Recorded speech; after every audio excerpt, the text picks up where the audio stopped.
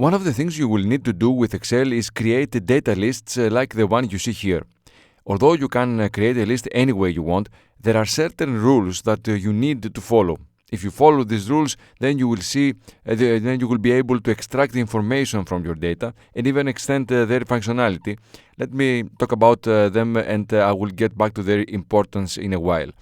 The first rule is that the first line of this list includes the headers, as they are called. The headers are the names of each field. Each column in this list is considered a field, a piece of data, and the first line has the title or header for that specific column, for that specific field. In this example, I have the receipt number, the date, amount, and so forth. This is a very good practice to follow, so always have the first line in the data list contain the names for each column. For example, now I have headers. It's easy for me to understand that the data in the first column are the receipt numbers, or that the data in the fourth column are the VAT numbers. If I hadn't used the first line to write these names, I would have to guess what data each column contains. Moreover, it's a very good practice for the header rows data to have a different formatting so that it's easy to understand that these are the names of the fields and not the data itself. As you can see, I have selected a different field color and a different font color, and the letters are bold here. I have also made the height of the row a bit bigger and centered the text both horizontally and vertically. I repeat again that it's not mandatory to do all this, but you will see in practice that if you do, the results will be much better, so much better that it sort of becomes mandatory to always follow these rules.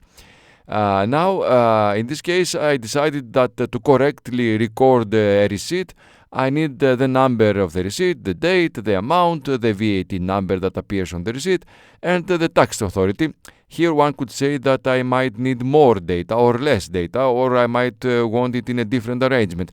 This is something that concerns the way you want to record your data, what you want to achieve with it. It's something that you will learn to do over time as you gain experience when using Excel in real conditions. So how many fields you will include and what will these fields be, it is another matter. Regarding the names, it's important not to have the same name in two different columns. For instance, it would be incorrect to have two headers, two fields named date, or to have two columns named amount. You must ensure that each header has a unique name and it is not the same as the others. You could have one field named issue date, for example, and another named delivery date, but it would be wrong to name both columns as simply date. So each column has a different name.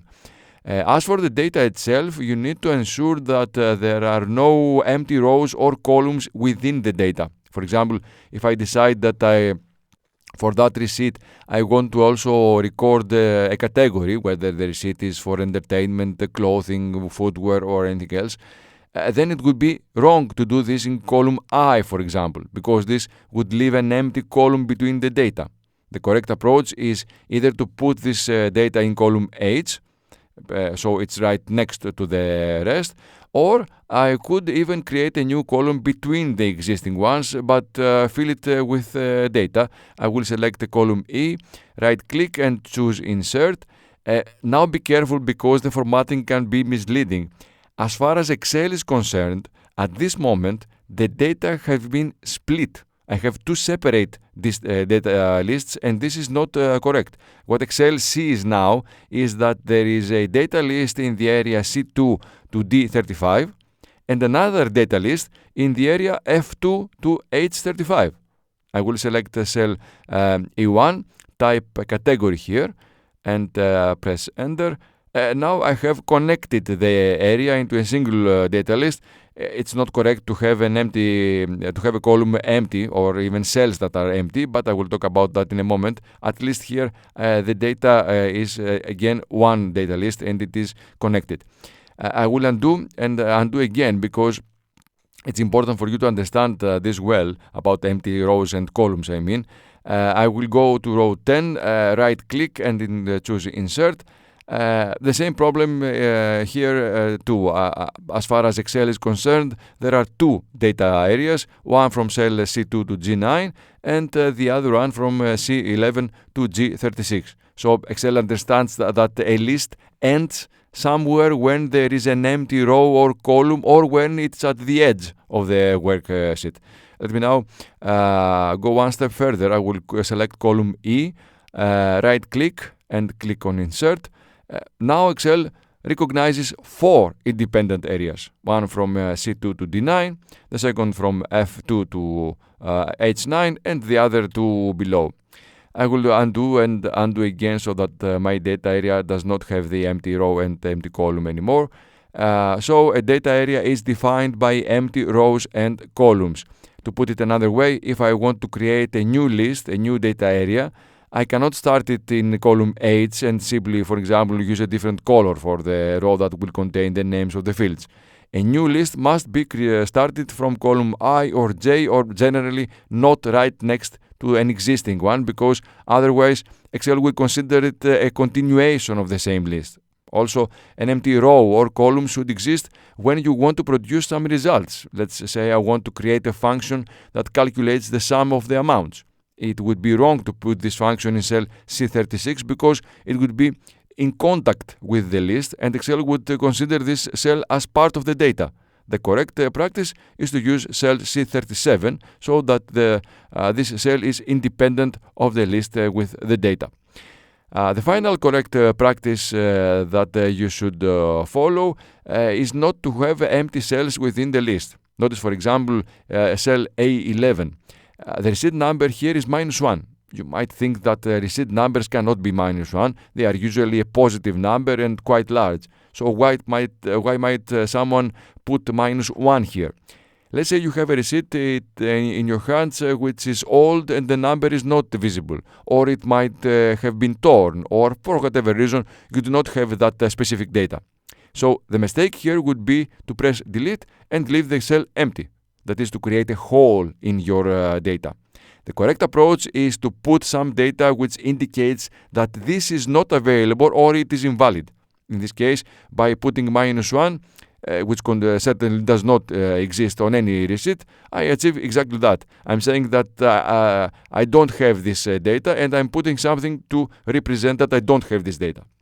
In general, the logic should be that when you create a list with data, there should be data everywhere. Even in the case where you don't have data to put, you must put something which will mean exactly that this is invalid or has not been filled in. So keep in mind under the title, do not leave holes in your data. Let's briefly review all these points regarding the best practices for creating a list.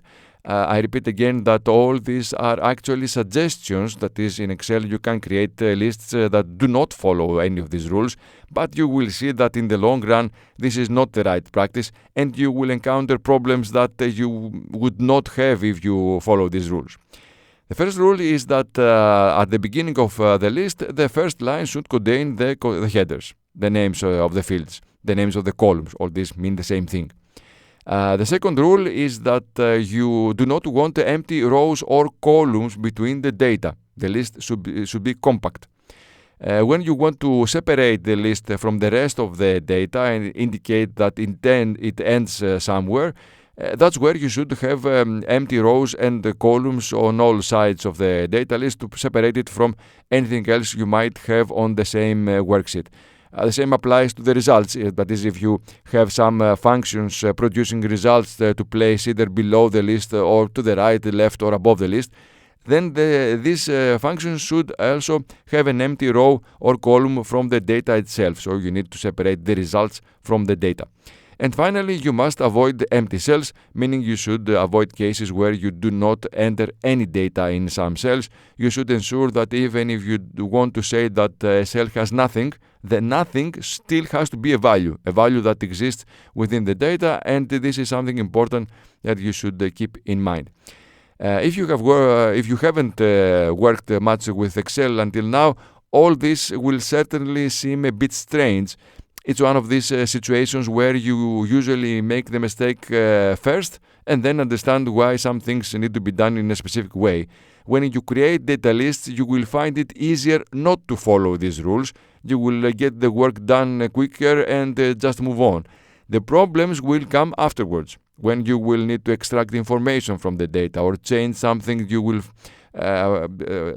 because your needs have changed. You will find out that you should have used the correct practices for data list creation as I showed them here. So try to keep these correct practices for creating lists, and especially in a real work environment. I promise they will be of great value to you. That's all for this lesson. Thank you for watching.